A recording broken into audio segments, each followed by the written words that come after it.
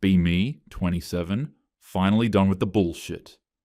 After 3 years of dating guys who couldn't text back, had commitment issues, or turned out to have girlfriends, I decided to be smart about it. No more bad boys, no more potential. I wanted someone stable, emotionally available, actually ready for a relationship. Enter Jake, 29, IT consultant, decent job, owned his car outright. His Hinge profile was refreshingly normal. No shirtless gym pics, no fish. Just him at his brother's wedding, looking slightly uncomfortable in a suit. His bio was thoughtful. Green flags I look for. Actually communicates, doesn't play games, knows what she wants. Perfect. Our first date was at a coffee shop in Fremont. He showed up early, which I noted. Opened doors without making it weird. Asked actual questions about my non-profit work, my podcast, what I was reading. When I mentioned I was into social justice, he nodded and said his sister was super involved in local activism. He didn't perform wokeness, but he wasn't ignorant either. He paid, didn't make a thing of it. I had a really nice time, he said at my car. Can I see you again? I said yes. The next 3 months were honestly great. Jake planned actual dates, farmer's market, museum, cooking dinner at his place. He remembered my coffee order, oat milk latte, extra shot. Texted consistently, but not clingy. Introduced me to his friends early. Marcus, this loud construction guy who told terrible jokes, and Dev, a quieter software engineer who was recently married. One night, lying in his bed after sex, he told me about his exes. Amy cheated on me with a mutual friend, he said, staring at the ceiling. That one messed me up for a while. And Vanessa, she was just really mean, honestly. My friends hated her. She'd call me stupid in front of people, that kind of thing. I touched his arm. That's awful. You didn't deserve that. Yeah, well, made me cautious, you know? Not sure if the problem is me, or maybe I'm not meant to date women, ha ha. Anyways, I'm trying not to bring that baggage here. I thought, this is good. He's been humbled. He'll appreciate someone who actually treats him well. We moved in together after 8 months. His lease was up, mine was rent controlled. It made sense. He paid half of everything without complaint, bought groceries without being asked, did his own laundry. But I started noticing things. His friends, for one, Marcus especially, always making these edgy jokes about women, about politics. One night, they came over to watch UFC fights, and I sat there watching them yell at the TV, watching grown men beat each other bloody while Marcus shouted, "Mess him up!" After they left, I approached it gently. Hey, so, the UFC thing. Do you ever think about how that's basically just violence porn? Like, we live in a culture that's so desensitized to, it's just fights, babe, it's a sport. But it glorifies toxic masculinity. You're literally watching men prove dominance through physical violence. He rubbed his face. I've been watching UFC with Marcus since college. It's just fun? Fun for who, though? Women who've experienced violence see that and feel unsafe. He was quiet for a while. I didn't think about it like that. I know you didn't. That's why I'm telling you. The next time Marcus invited him to a fight night, Jake declined. Then again. Eventually, Marcus stopped asking. There were other things. Jake went to the gym 5 times a week, had this whole routine. I'd watch him check himself out in the mirror before we left the apartment, adjusting his shirt. You know, gym culture is super toxic, right? I said one morning. He paused mid-protein shake. What? Like the whole obsession with muscles and size, it's very misogynistic and also deeply insecure. You're already attractive. Why are you feeding into that? I just like working out. It helps my mental health. Or maybe you're avoiding real emotional work by channeling everything into vanity. He went less after that. Then barely at all. I noticed him getting softer around the middle, but honestly, I preferred it. He looked more approachable, less intimidating. Our sex life got weird around month 10. It had been great initially, Enthusiastic, fun, frequent. Then I started noticing things. The way he'd position me, certain things he'd try. It felt very male-gazy. "Are you sure you're present right now?" I asked one night, mid-sex. He froze. "What?" "Like emotionally present. It feels performative." His face did something complicated. We finished, barely, and he didn't initiate again for 2 weeks. When I asked about it, he mumbled something about performance anxiety. I sent him articles about enthusiastic consent, about how porn conditions men to view women as objects, about being present during intimacy. He read them. I could tell because he got even more anxious in bed, constantly checking in. "Is this okay? What about this?" Until sex felt like a negotiation. We went from 3 times a week to maybe twice a month. But I told myself this was growth. Uncomfortable, but necessary. I started sending him more reading materials, articles about emotional labor, the mental load, male fragility, weaponized incompetence. His phone would buzz, another link, and I'd see this tiny flinch. "Did you read the one about heteronormative relationship dynamics?" I'd ask. I skimmed it. "Jake, I'm trying to help you grow. The least you can do is engage." He started reading every single one, tried to discuss them, but when he'd disagree with a point, I'd shut it down. That's literally fragility talking. You're getting defensive instead of listening. He stopped disagreeing. Around month 14, we had the money conversation. I'd been thinking about it for a while. Relationship equity, fair distribution of resources. So I was reading about financial dynamics in partnerships, I said over dinner. And basically, the higher earner should contribute proportionally, not just to shared expenses, but to the other partner's growth and well-being. Jake looked up from his pasta.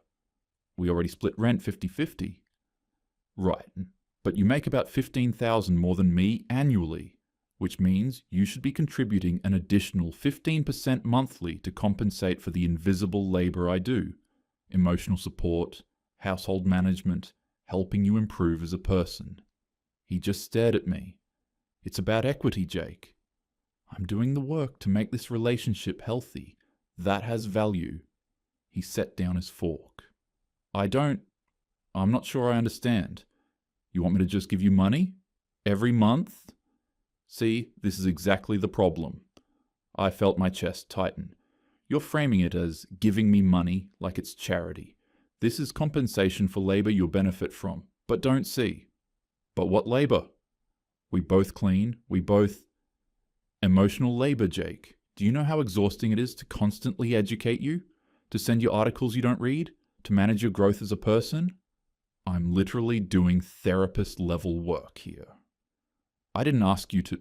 "Oh, so now you're saying you don't want to grow? That you're fine staying stagnant and problematic?"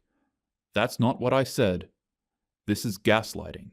You're literally gaslighting me right now by questioning my needs. I'm telling you what I need to feel valued in this relationship, and you're making me defend it like I'm being unreasonable." His face did something complicated. Hurt, confusion, exhaustion, all at once. "Do you even respect me?" I pressed. "Because right now it feels like you think my emotional labor is worthless." "I don't think that." "Then prove it." He was quiet for a long time, then nodded. Okay. You're right. I'm sorry." He agreed. I don't know if he believed it or if he was just tired. But the next week, a Venmo notification came through. $900. Memo. March, partnership equity. I told myself this was what evolved relationships looked like. By month 16, Jake was different, quieter. His friend group had essentially dissolved. Marcus maybe texted once a month, Dev's wife had a baby, and Jake visited once, alone, after I mentioned. Dev made a transphobic comment about pronouns. He stopped going to the gym entirely after I kept telling him to, gained maybe 20 pounds, looked tired all the time. "I think you might be depressed," I told him. "Patriarchy doesn't let men process emotions properly. You should see someone." He looked at me for a long moment, then nodded. I found him a therapist. Woman, specialized in deconstructing masculinity and emotional availability. He started going weekly. When I asked what they discussed, he said it was private. That stung. I'd done the work to get him there, but I respected boundaries. Our apartment felt different, heavier. Jake would come home from work, barely speak, heat up leftovers, sit on his laptop. When I tried to engage him about his day or share articles, he'd give me these one-word answers. "You're being distant," I said. "I'm tired, Astrid." "Tired of what?" "Just tired." The explosion came in month 18. Jake's brother Tom was getting married in Montana. Tom called, asking if Jake could come up early for bachelor party weekend. Fishing, poker, brother time. Jake mentioned it casually while doing dishes. "Tom wants me there Thursday through Sunday." I felt my chest tighten. "A whole weekend? Without me?" "It's a bachelor party thing."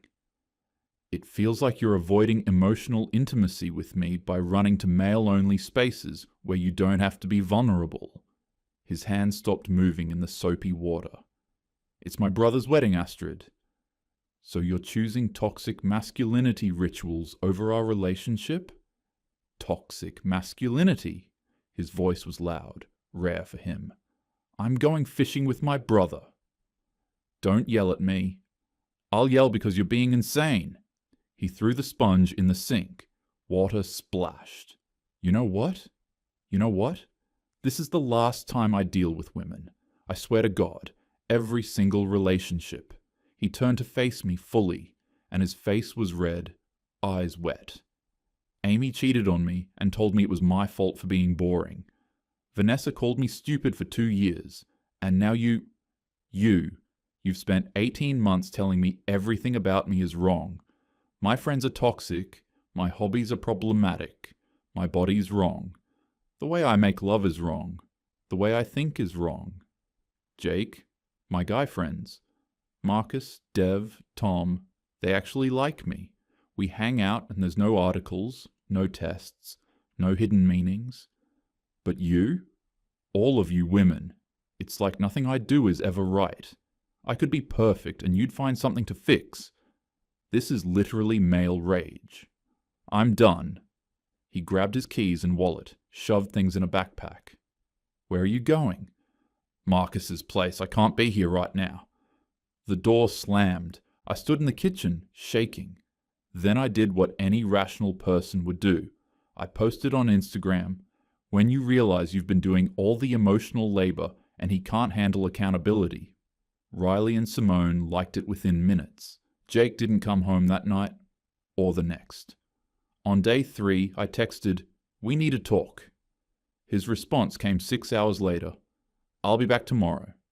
He returned on day 4, different, calm, eerily calm. "I talked to Marcus," he said, sitting on the couch, not looking at me, "and development, and my therapist, about everything. Okay? I've been living for other people's expectations my whole life, trying to be what my parents wanted, what my exes wanted, what you want, and I'm exhausted. Jake, I just want you to be the best version of... I need space. In the relationship. Time to work on myself without... input." It wasn't a breakup, but it felt like the beginning of one. Over the next month, Jake changed. New haircut, actual fade, styled with product.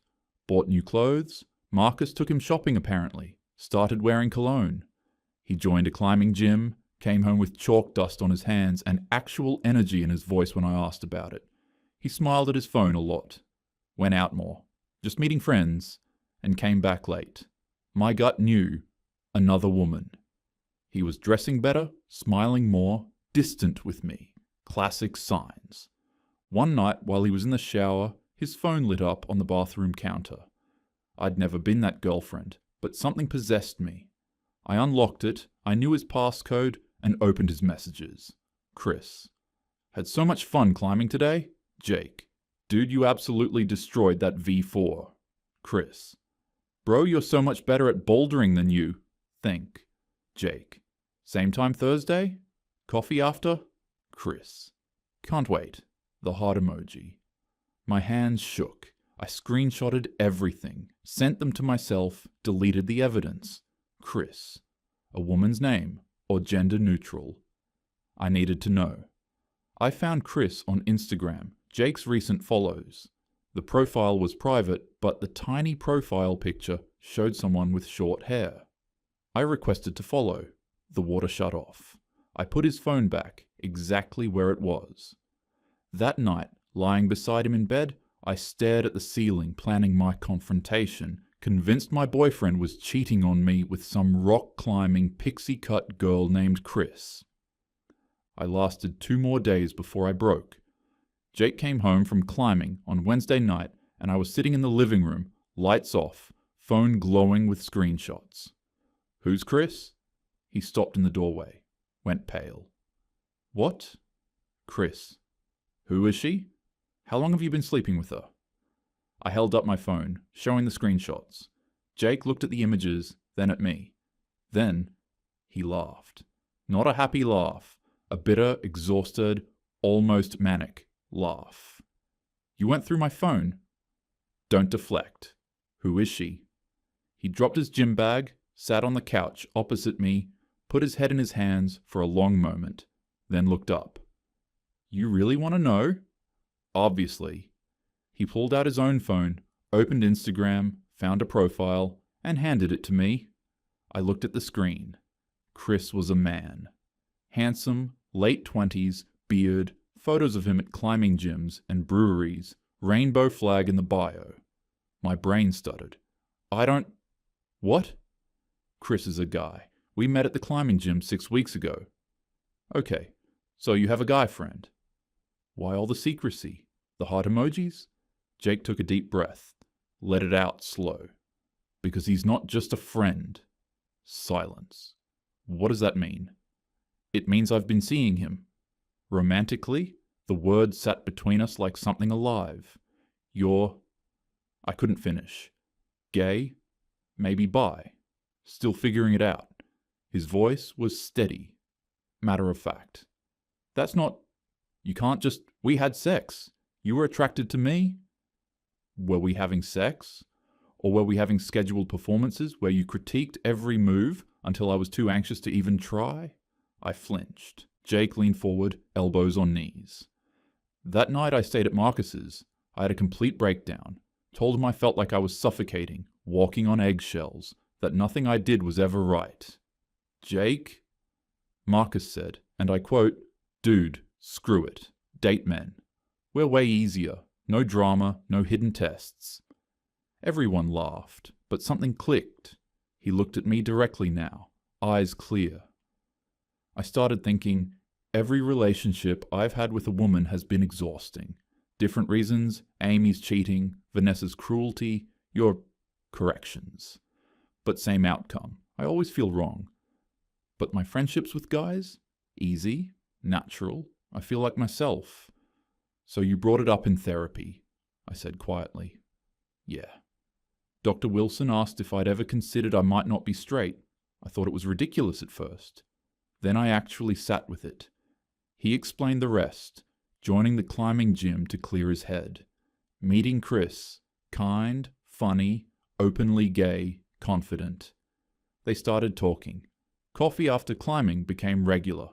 Then drinks. Then Chris said something flirty, and Jake didn't shut it down. "We kissed 3 weeks ago," Jake said, "and it felt right. More right than anything has felt in years." I was crying now, ugly crying. "So what? You're just gay now?" Just like that? Maybe I always was, and didn't let myself see it. Maybe you spent 2 years telling me everything about being a man was wrong, and I figured I'd stop trying to be one. At least the kind women want. The room spun. "You took my money, Astrid. $900 a month for emotional labor. You isolated me from my friends, made me hate my body, turned sex into something I dreaded. And for what? So you could feel like you were fixing me? I was trying to help you grow." "Chris doesn't do that." His voice was soft now, not angry, sad. "He just likes me. The actual me. We watch UFC together.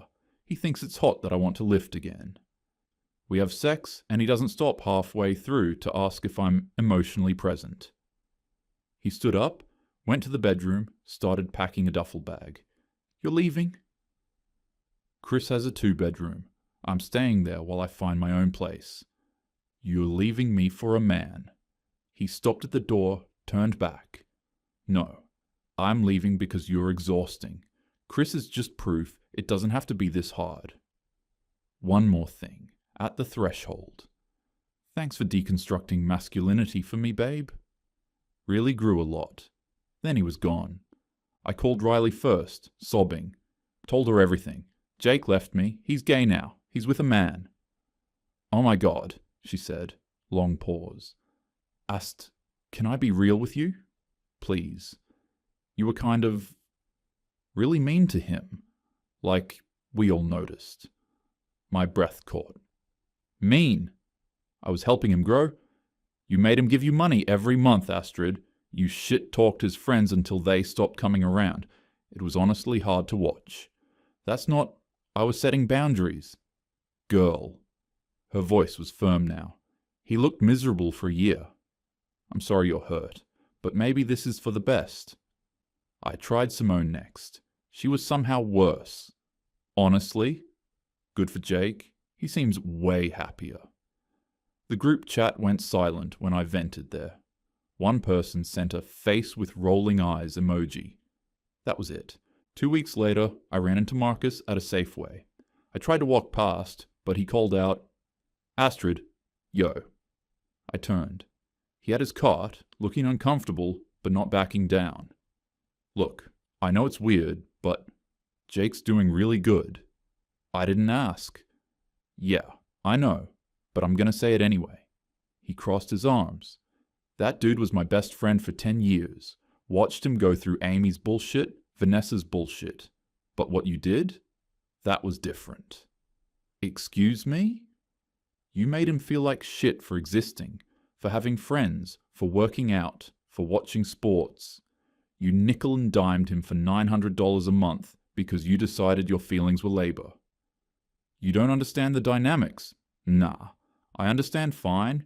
You wanted a project, not a partner, and when he finally couldn't take it anymore, he bailed so hard he literally switched teams.